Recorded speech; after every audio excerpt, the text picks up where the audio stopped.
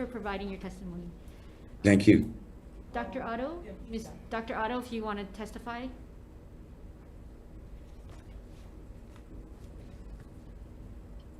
Yes, thank you, Chair, Vice Chair, members of the committee. Sorry about technical difficulties. And thank you for the opportunity to provide testimony in support of this measure. Dr. Clifton Otto, you have my written testimony. I just wanted to add a few comments. This is an important bill for our patients, especially those on Molokai and Lanai, who do not have access to dispensaries on their islands. This bill is also important because it raises fundamental questions about the limits of state and federal jurisdiction that need to be addressed. Our patients in dispensaries don't have a choice. They must violate federal law to participate in our medical cannabis program, but they can do so because of the state's constitutional authority over the interstate use of cannabis, which applies to transportation. Unfortunately, our state executive branch has never gone back to the Department of Justice to find a solution for federal Schedule I. In the meantime, ever since 2014, Congress has been prohibiting the DEA from interfering with state medical cannabis programs and its patients and producers. And there are exceptions to federal law that recognize state authority, like the FAA regulation that allows the carriage of cannabis aboard aircraft if authorized by state law. We should not avoid the benefits of the jurisdictional limits of the state just because of possible confusion.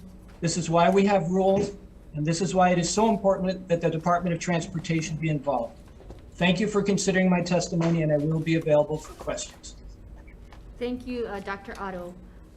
We don't have any other testifiers in Zoom and no other testifiers in the room. Members, any questions? Chair Rizzuto.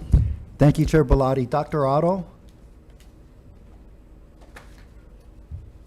Yeah, Yes, Representative. great to see you again. I know you're a medical doctor. I know we talked about medical cannabis over the years.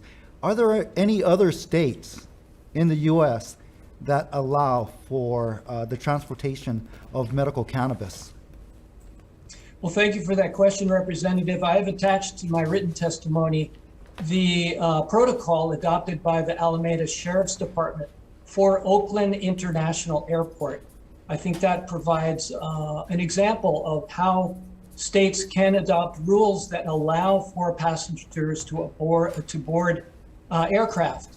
And I think our situation in Hawaii is unique because it looks like we have areas of inter-island transport that fall within the state.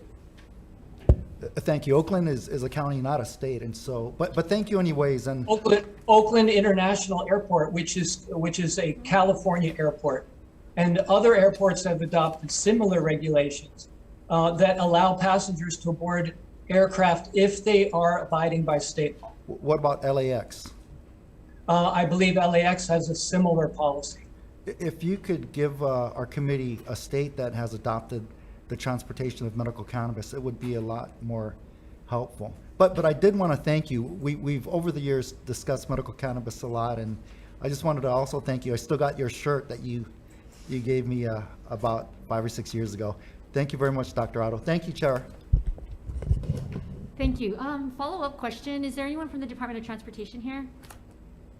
All right, seeing none, I guess I will ask the question if this comes up in the next hearing, but it would have been, for those listening in Zoom land, it would have been, is the Department of Transportation aware of the medical marijuana at the Oakland International Airport checkpoints policy and procedure that has been apparently adopted in their jurisdiction and allows for this kind of transport? Thank you. Thank you. All right.